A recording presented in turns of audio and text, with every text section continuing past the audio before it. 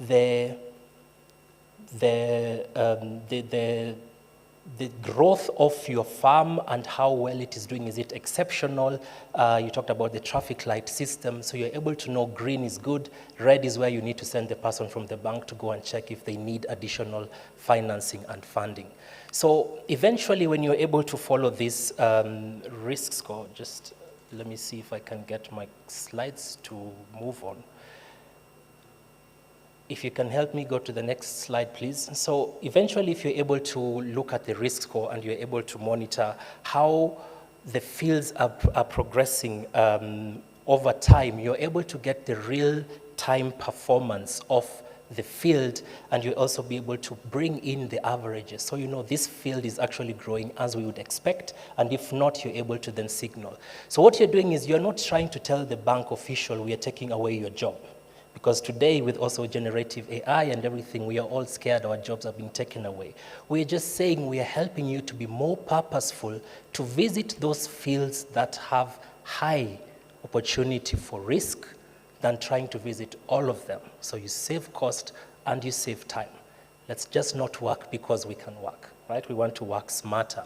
So finally, and this is just an example to show how we also integrate this at the end of the day, as an investor, as a bank, I want to know if I'm going to get my money back. So across the duration of the season, you're able to monitor this risk to include other parameters that can give you an insight on yield, and not just yield, but market prices.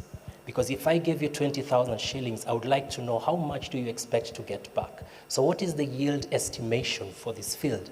And this is where a lot of research and development has come through artificial intelligence, machine learning, to build better models that also actually work for the smallholder farmer. So that at the end of the day, what you can tell the bank is, yes, this farmer received a loan of 32,000 shillings. Based on the current development of these fields and the current market prices, this farmer is set to earn around 52,000. So I am convinced this is okay. But the rains came, there was a lot of flooding, but some farmers say it wasn't enough. And what that means is I have the risk of potentially not being able to sell enough and repay my credit. I also want to know that now. I don't need to wait for 2 months. So all these opportunities around Earth observation and artificial intelligence can empower not only big organizations, they can actually be that factor that can enhance access to finance for smallholder farmers and improve risk and risk mitigation for all of them. And I look forward to the engagements and the conversations that we are going to have around these use cases. Thank you very much. Thank you. Thank you, Agribora. So very quickly, we'll go to our panel sessions. And quickly, I'd wish to invite Simon Mulwa from Calro. Please, a round of applause as he comes to join us here. Kizito Esther, please join us. On behalf of FAO Land Governance Program, Wilfred Olwoch, please come and join us. Amos and Kiringai, please. So we'll have a discussions around those two keynote addresses. Random sitting, please, don't worry. And first, we will get a feedback from Amos at EcoFund on what are his comments about these two keynote addresses. Please, microphone is there next to you.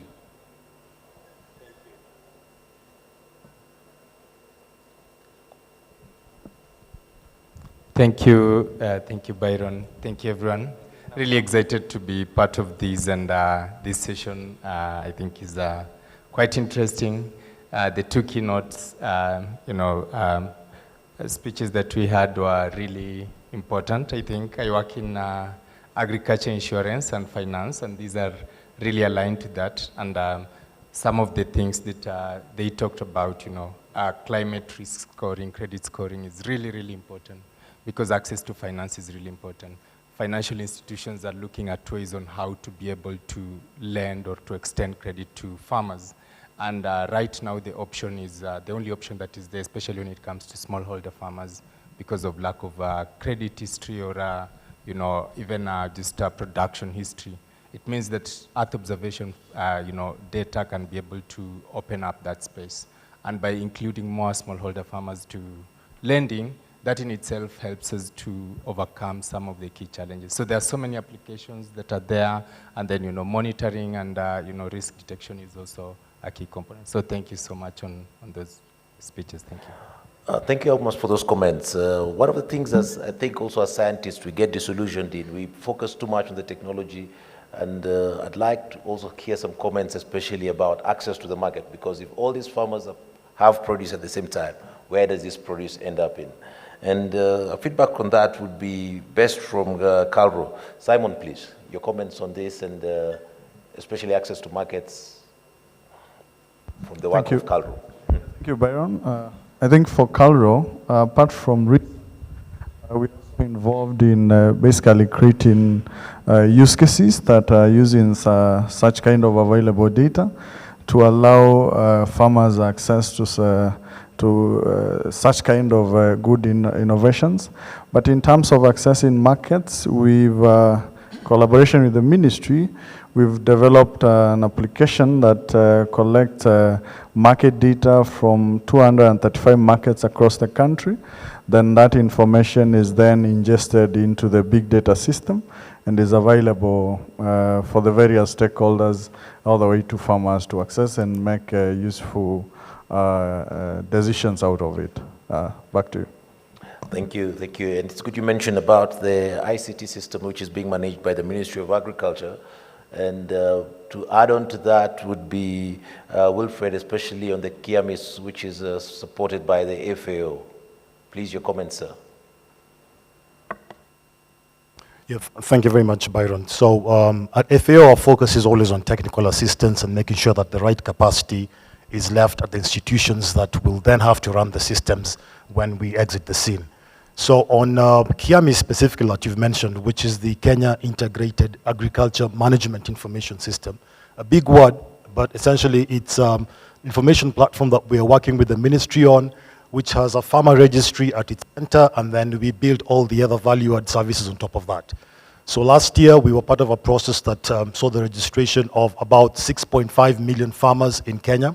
So we do have a database now at the ministry, which has 6.5 thereabouts and increasing by the day because registration is continuing. And these are mostly smallholder farmers that we've been talking about here. We have their GPS locations, we have their farm sizes, we have personal biodata, which of course we have to protect according to the laws of the land. And it will be interesting to see how, once this data is made available to those who require to have it, how we can build all these solutions we're talking about and ensure that the income of the farmer goes upward and food security is sustained. So I think I'll leave it at that. Thank you, Byron. Thank you on that item. The feedback I'd wish from Waziri of Muranga, him coming in as a scientist, but at the same time, he's gone into now governance and politics, which he doesn't like. Is how is this coming together, especially when you're dealing with the political class within the county, within the national governance, and bringing in digital transformation? Kiringai. Yes, thank you very much. And yes, smallholder farmers are one of the most disadvantaged in terms of information in a country that doesn't have very well organized extension system. And so when it comes to the provision of data-driven advice that is coming from the various sources, the collaboration with the institutions that can provide that data becomes very critical. It is for that reason that we have created collaboration with the Kenya Space Agency as their first pilot county to be in a position to establish how do we use spatial data, geospatial data, for the purpose of ensuring that we have a clear roadmap guiding us on the basis of whether we have the kind of soils that Kizito mentioned, or whether we have the right crops that are growing, as Esther did mention, and where we have them. So in a sense, the information systems that are needed at the farmer level is critical, and most importantly, it requires the people who are going to offer the services to the farmers to have the right devices that can provide the data that is needed. So the information system therefore falls in place. And at the moment we can say that it is, we are at a point where we have been working very closely with the mapping work that has already been done by KSA. And we definitely look forward to all the others coming on board, and we see what we can achieve together. Thank you. Thank you for that submission. And to Esther, what do we need to do as a country to benefit best from GeoGlam and downscale this even to the universities, to the academia, to entities like KSA and the other national agencies to pick up the same technologies, knowing the deficiencies that we have in access to internet and computing systems?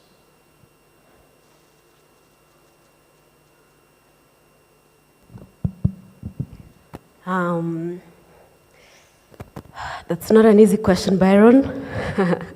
But I'd say this: we don't need to reinvent the wheel to begin with. There's plenty of systems out there. There's plenty of data. We're not any longer in an era of data scarcity. What we need to do is to concentrate our energies and our efforts to see how can I make this system work for me? How can I downscale it to work to speak to my small farmer in Moranga, or to speak to my country's needs, you see? And the issue of internet connectivity and computational power, we have a lot of stakeholders in this room only. Let us talk and engage in partnerships that are genuinely geared towards helping each other benefit, you know. Don't just come to the table saying, what can I gain from this table? Come with, what can I give from this? Because, you know, we say the heart that gives receives more. What can I contribute to this table? And then you will get something out of it. Yes. Yeah. Thank you for that. And Kizito, then, from your very well-delivered presentation, you mentioned about credit. But in Kenya, the challenge hasn't been the access to credit, it's the cost of the credit. How do we bring it down such that these farmers then can be able to access? Because there's always other pressing issues, especially once you get the money. Because even the ATMs, from the psychology that was done on ATMs, the ATM always gives you back the card first. Because if it gives you the money first, chances are you leave the card. So what do we need to do that extra mile with these financiers? Yes, thank you very much. I think, as you've rightly said, the first thing is access to credit, and then looking at how to make the cost of credit even easier. I think what Ambassador Thigo was talking about this morning, the first thing was we need to first go to space, we need to stay in space, and then we are now innovating in space. So the first thing is when you talk about Africa, and only 5% of smallholder farmers access credit. The first thing is get access to credit available. But double-digit credit is what then stifles the opportunity to actually remain investing in the sector. And our experience so far has been that many of the commercial partners or commercial lenders are giving double-digit credit to farmers the same way they would give the credit for school fees and for other amenities. So we need policy, we need support, we need more investment that really looks at agriculture credit specifically. And the best case is get it to a single-digit credit. Then we are going to have a farmer sitting on this panel next time we have the expo, and they'll be talking about the benefit of Earth observation, bringing down the cost of credit as well.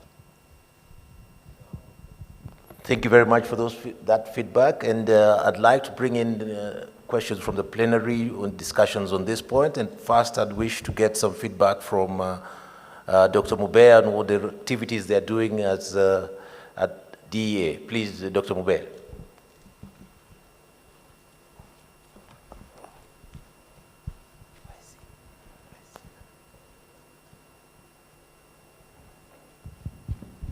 I think I didn't have a loud voice like Byron, but so I think from Digital South Africa side, we are really working hard to support the ecosystem. For example, what you heard from Kizito, encouraging the innovation, as we also have some services on agriculture and productivity, but now this is for the whole continent. And then also we have a lot of lessons learned from country to country, but Kenya stands out very well because we have our very own champions, even Esther and Kizito. Then the ecosystem of agriculture has really worked because we are all talking to each other. We've been having several meetings with Calro previously, and Wilfred through the data, open data programs through Gordon. So we've made a lot of insights, and now with the platform being open for everybody, it's open for business. We have free Sentinel-2 every week at 10 meters, very powerful.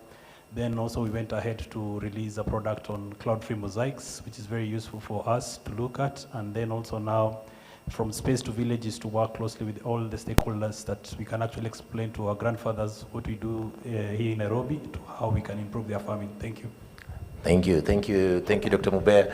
And David Ogo, what can you say about this subject with regard to the GMES program which is being run at ICPAC? And then Kenneth can talk something about climate from the ICPAC, IGAD Climate Center.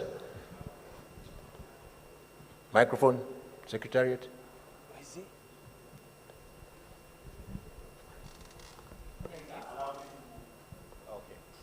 Thought I was loud enough.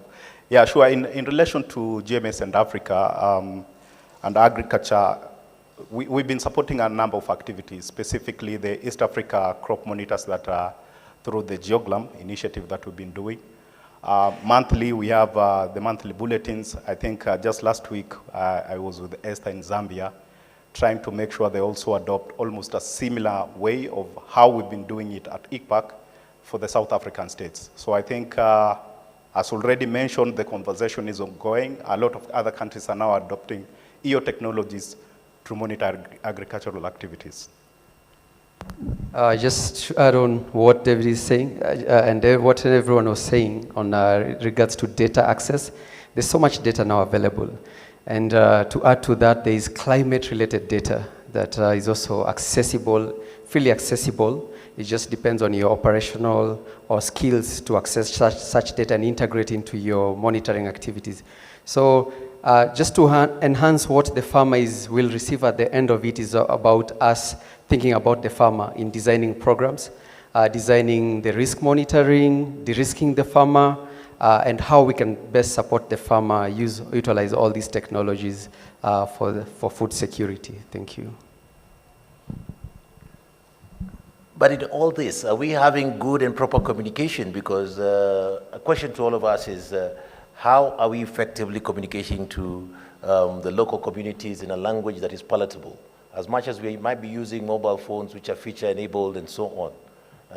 Kirigai, please, how do you engage with the communities? Yeah, thank you very much, Byron. Farmers learn from researchers only through a working extension system. And when you don't have that, then the dimension that Kizito has brought of the agri-hubs or data centers at the local level that are driven by those people who can first communicate with the sources of data from the satellite or from whatever other geospatial devices they have, becomes very critical, because you will have the data being harnessed at that single point, and then it can be delivered to the farmers through an extension system that is tied to the desire to see them produce more. When you have an off-take, a production-driven off-taker dimension, like I know Agribora has, that they want to de-risk farmers, so the productivity and production that comes from the farmers is important, then the entire information delivery paradigm becomes very critical. And we want to say that in Murang'a we have also embraced the same, and we are using similar structures so that we can have farmers being able to access that information. The Kenya government, through the current program of the World Bank that is called NAF-CDP, is now rolling out an initiative that is being driven by what they are calling youth agripreneurs. The youth agripreneurs will be young people who will have the technology capacity to be able to receive all the information that is coming from the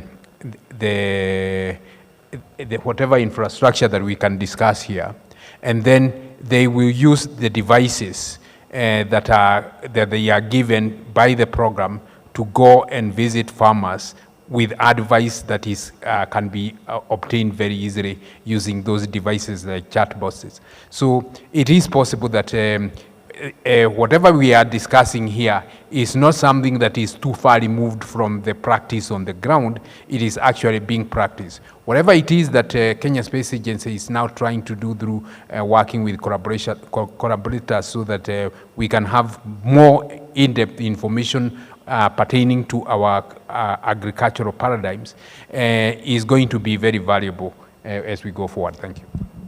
Thank you for that submission. To Wilfred, what are we doing right that we need to build on from your experience with engaging with the ministries, not just in Kenya, but also in the region and also the county governments? And where do we need to improve on the digital transformation agenda?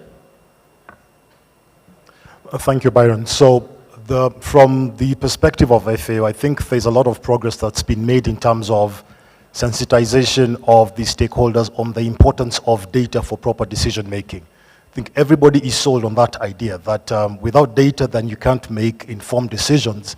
And you do need to make sure that the data is available in a timely manner, it's accurate, and it's available in a format in which a decision maker can actually make actionable decisions on that. So I think we are all sold on that. What we're doing right is there are significant investments, even in this country, on the infrastructure that's required.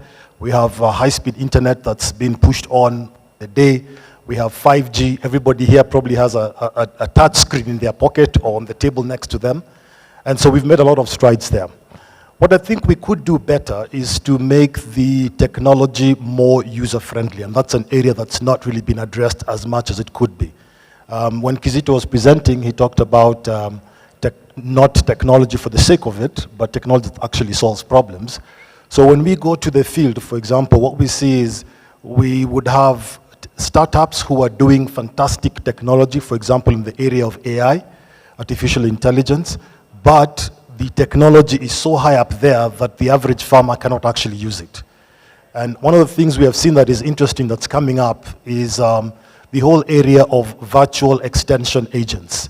Given the very disproportionate ratio we have in this country and many other countries around this area, the thing that we are seeing coming up very strongly is the use of artificial intelligence agents who would be able to converse with, with a farmer, very much the way most of us here have used ChatGPT to answer those quick questions you asked in the office.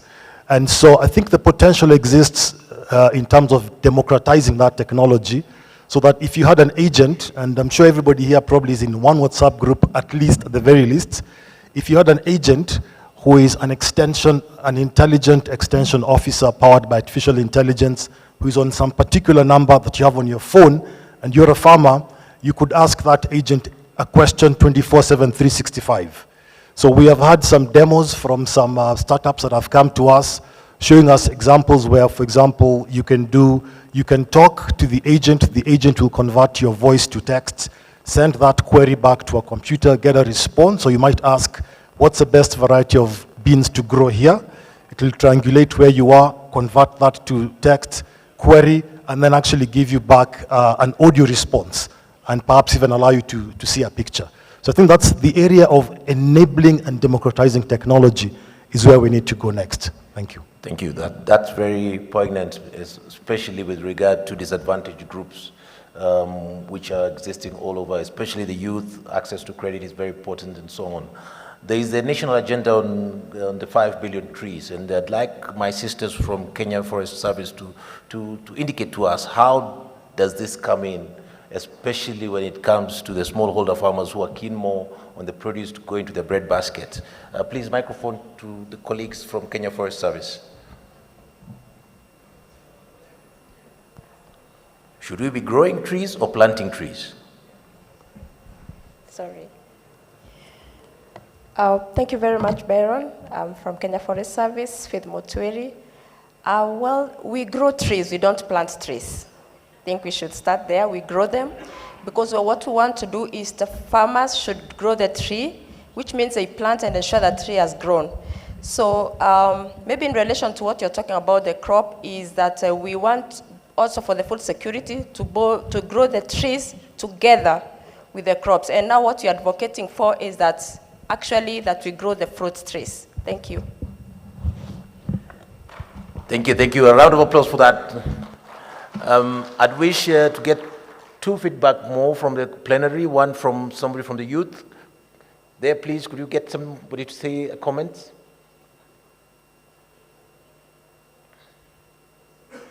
At the back.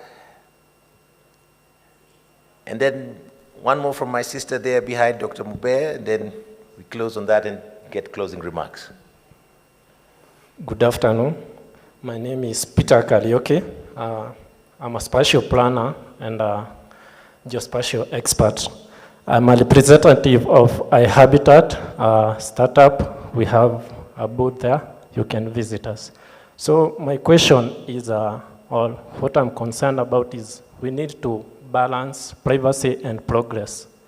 As we talk about access to digital and data information, for us to be able to navigate the ecosystem of policy framework, we need to consider the issue of privacy and security of data that we source from various agencies, various also individuals, because we'll be bringing together geospatial or information which will be sourced from people who have privacy issues or who might not want their data to be accessed. So I only had a comment on that. Thank you. Thank you, very valid. Let me have one more remark from the audience. Behind Dr. Mube.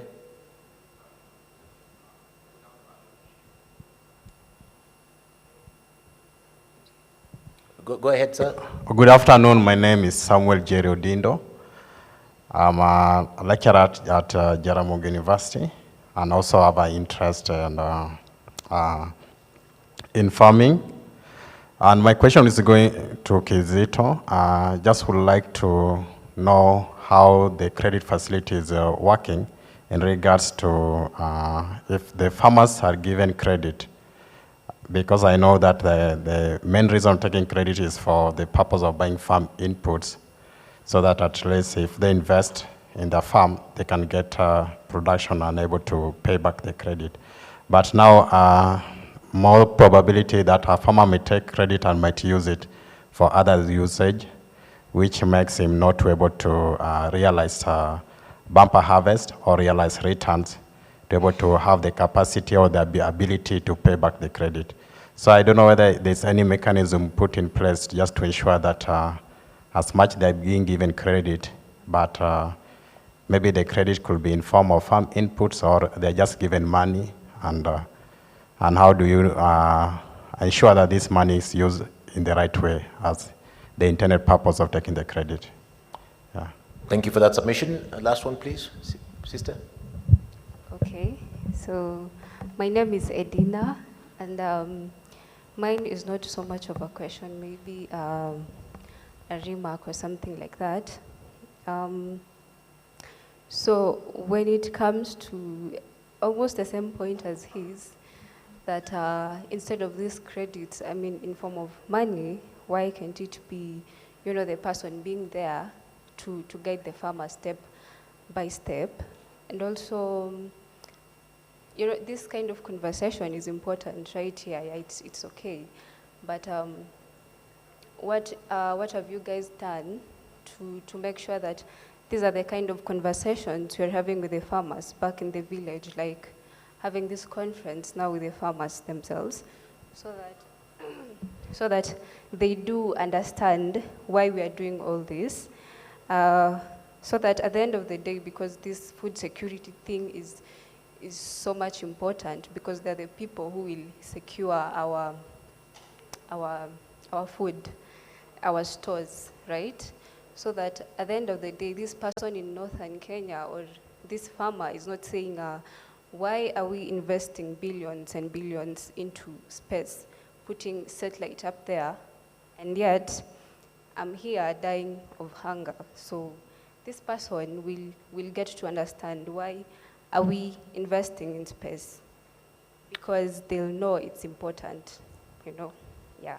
So that by the time someone is, you're telling someone about their taxes going into building satellites and mapping Kenya, all that, they do understand that it's important, yeah. So that someone is not dying of hunger there and wanasema, why don't you bring this money to me and feed me instead of you guys doing all this, yeah.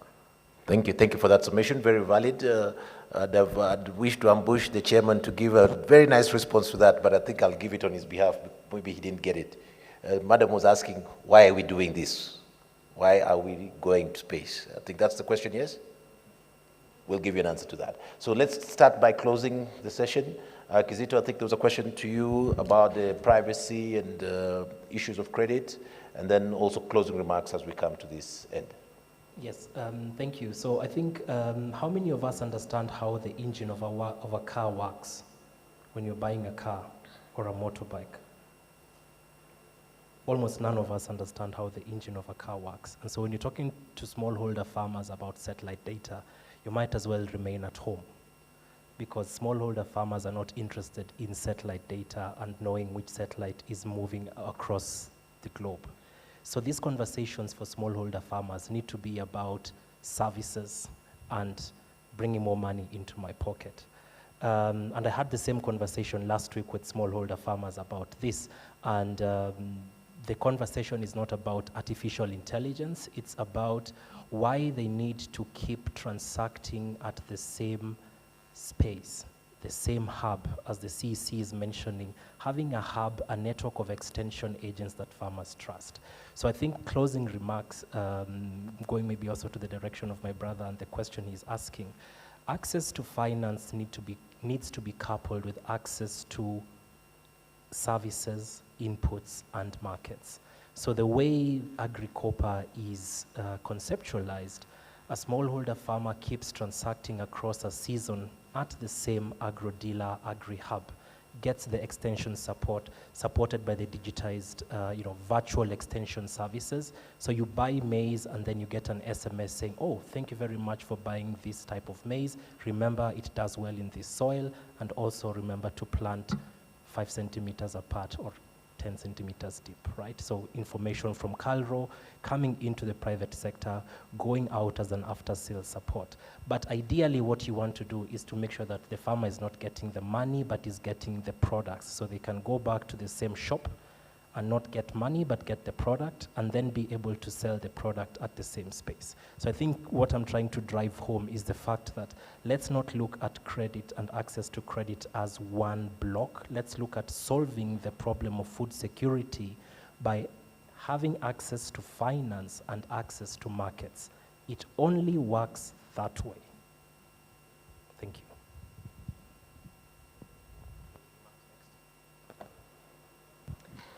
In closing remarks, I want to mention 3 things. Money. I don't know if we have talked about money in this panel, or we are just dancing around it. We need to invest money into systems, into people, into data. Because without these investments, then nothing works. We get nothing developed. We don't get any innovations developed or maintained, for instance. So how do we create the value proposition for governments to invest national money into food security, into monitoring food security, into space technologies for food security? How do we also create the value proposition for private sector to come in? So we need to, it's a challenge to all of us to think about this and to think critically about this. Second thing I want to mention is, let us co-create things. Don't just create something because you think you're good at it. You might create a very good system, but then it will be your system.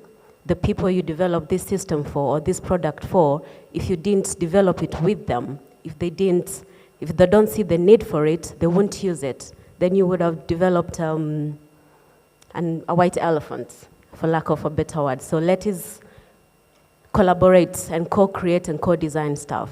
And lastly, let's invest in our young people. I want to commend the KSA in particular for the outreaches and the capacity development initiatives that they have, engaging young people in schools, in colleges. I saw very nice products out there from our young people from JKUAT. So I want to commend you. I want to encourage everyone here to invest in the young people and to invest in women. I look at this panel and I feel, I don't know how to say it. I'm the only woman in this panel, but look at the room. We put you times 20. No, I'm not taking that. We need to invest in young people, in women, and also give them the opportunities to show up and to showcase. Thank you. Thank you. Point for the Secretariat to pick up. Thank you, Byron, and thank you everyone who's been here. So first of all, let me start with the last point she made. Actually, this chair was supposed to be occupied by Husna, who happens to be a lady. So I'm filling in for her, so you can increase the score by 1, because FAO had done its job. Yep. So I just want to make perhaps 3 comments like she's done. First one is on Kiamis, which FAO likes to make sure that we make sure everybody understands. So the fact that Kenya managed to register 6.5 million plus farmers last year, I think is a big deal, which we shouldn't just gloss over. And the fact that these farmers are georeferenced means that all these things we are talking about can be brought back through the georeference, and we can correlate this with all the other information such as soil maps and things like that, climatological long-term data to help these farmers. I want to talk briefly about the issue of privacy that the gentleman there asked about, because we take that seriously as well. Globally, FAO has a data privacy guideline that it pushes through all the countries. And in Kenya, we have the Data Protection Act of 2019, which is in force. And as FAO, we actually did a collaboration with the Office of the Data Protection Commissioner here last year, and we managed to get, I think, approximately 300 county staff across all the counties trained on the provisions of that law, so they're aware, because there's a lot of push from friends such as Kiringai over there.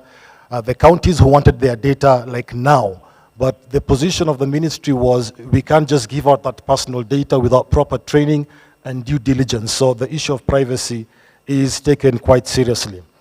Then on the issue of farmer sensitization and the democratization of technology, I think the fact that we have a largely youthful population is also a good thing for this country.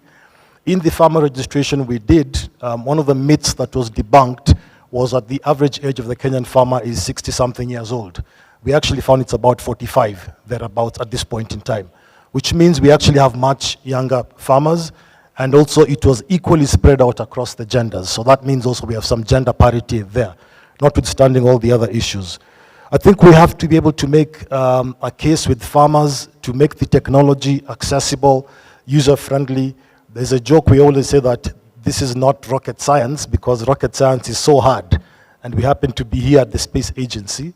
So we probably need to take that technology of NDVI and all of that stuff and convert it into something a regular farmer can understand. Finally, I wanted to not leave without mentioning that FAO has been supporting counties to set up GIS labs. So far, we've done about 40 labs in 40 counties. You'll see Vihiga is out here. You can go and see what they're doing. We basically provide them with computers. We provide them with plotters that they can print out on. We give them GPS taking devices. And also we offer training, because we feel that the promotion of GIS technology and Earth observation in general, then can have a spillover effect beyond just agriculture to planning the cities. It goes into education, knowing where health centers are. And so we are really big on that. And also at the national level, we have been supporting the National Land Management Information System, otherwise known as Ardhi-Sasa, where we are helping cadastral maps be digitized, and we're helping create a registry of title deeds countrywide. So those two things, if they were to be tied together with the farmer registry, I think there's a lot can be done. And of course, we also do a lot of capacity building, both at national level and at the county level. Please check out our website and visit our stand out there, 6 and 7, to learn more. There's a lot of information also that you can Google on our website. Thank you. Thank you, FAO. Carlo, please, especially on the issue of communication.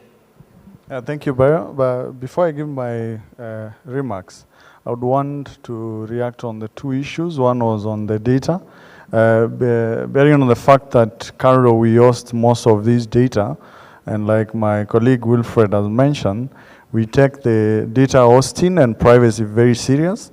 And like you mentioned, we are governed by the Data Protection Act for Kenya, and of course the GDPR rules for the global rules. And also as Calro, we are certified as data controllers and data processors because we are hosting very crucial and critical farmer information. You can imagine a database of 6.4 million records for farmers that is not only giving your own personal identifiable information, but even geo-tagged to your farms and GPS coordinates of your homes.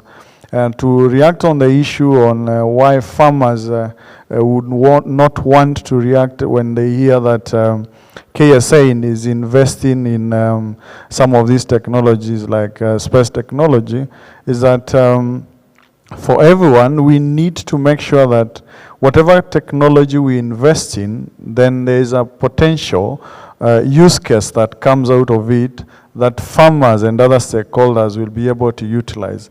Otherwise, it not only applies to the space technology, but anywhere else where we have public funds used and there's no potential outcome that is usable by these stakeholders, then obviously it will always have a query.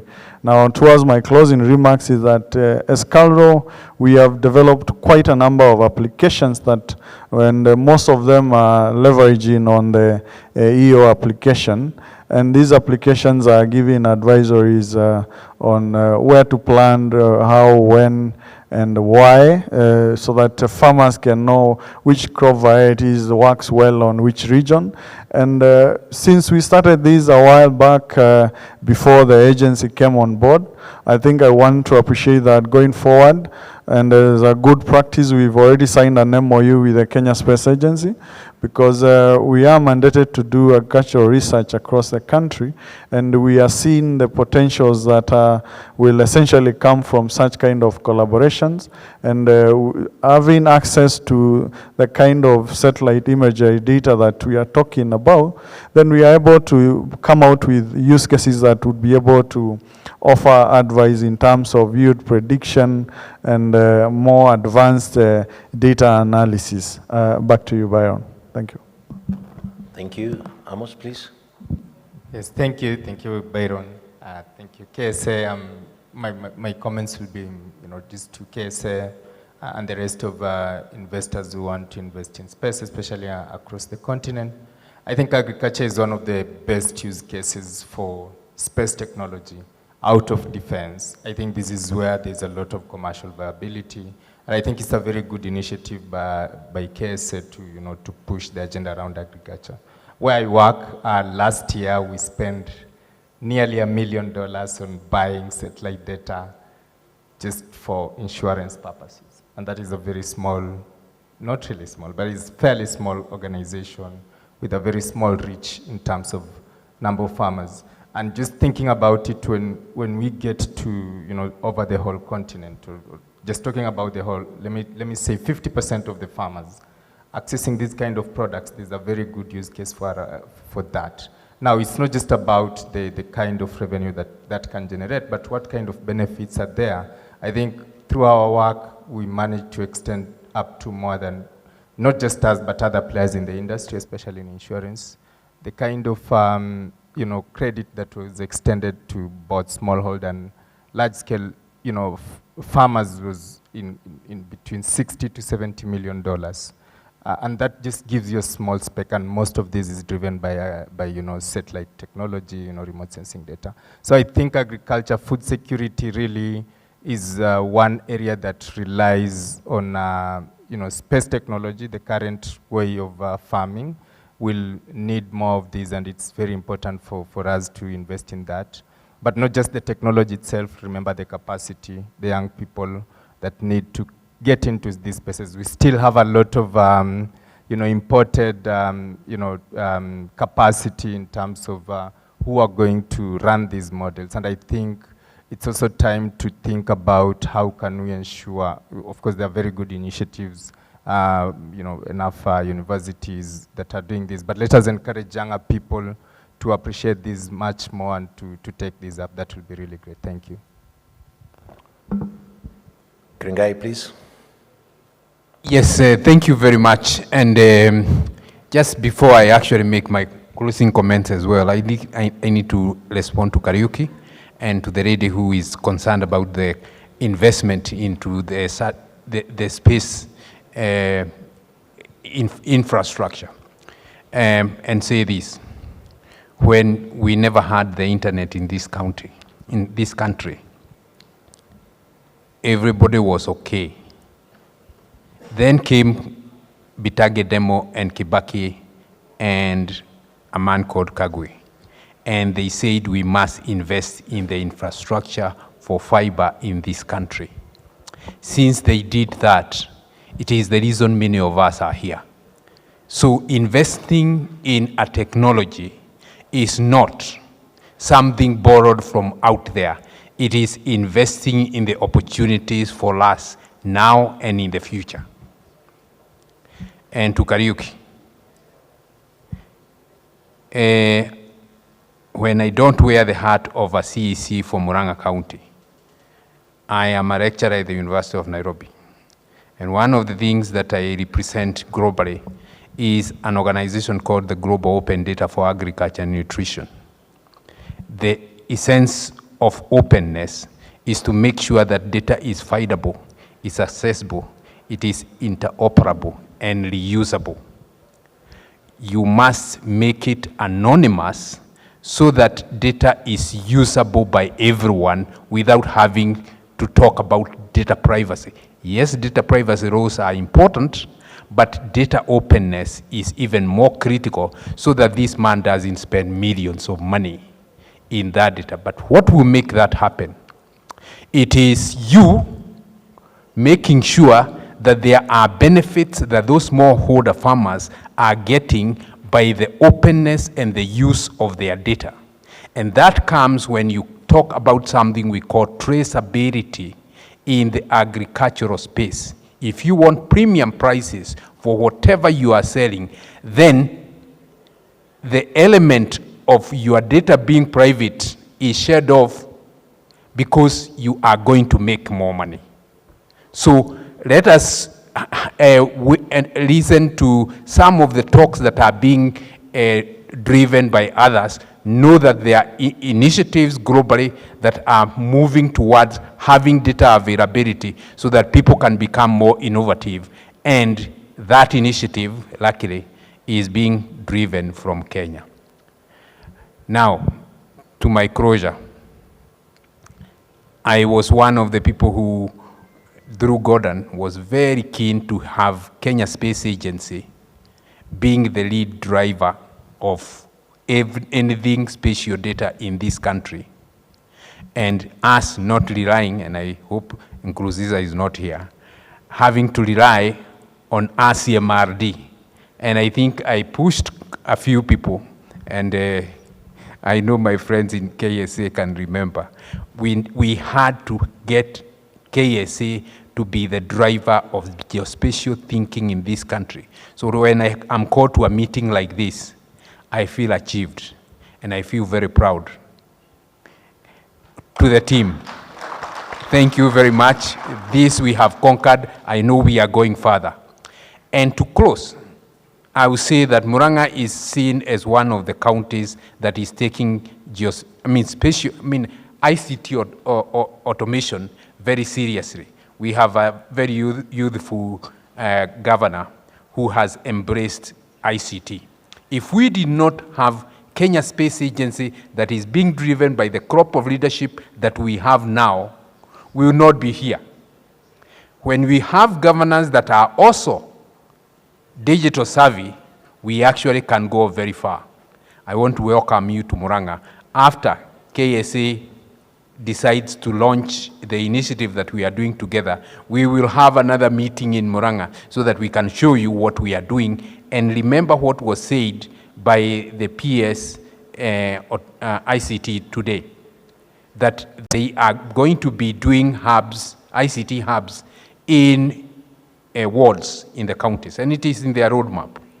No other county has a road journey on how to achieve that. Murang'a is, and I welcome you there. Thank you. Thank you. Please, a big round of applause for the panelists and the speakers as they take their seats. Please, you can have your seats. Unfortunately, I don't like being after Kiringai when he speaks because he has said all that I was supposed to say in closing. And I'd like to summarize there. Please, a round of applause as we come down. MC, back to you, sir. Can we increase and give them another round of applause for that fantastic, insightful, powerful discussion? I want to take this opportunity to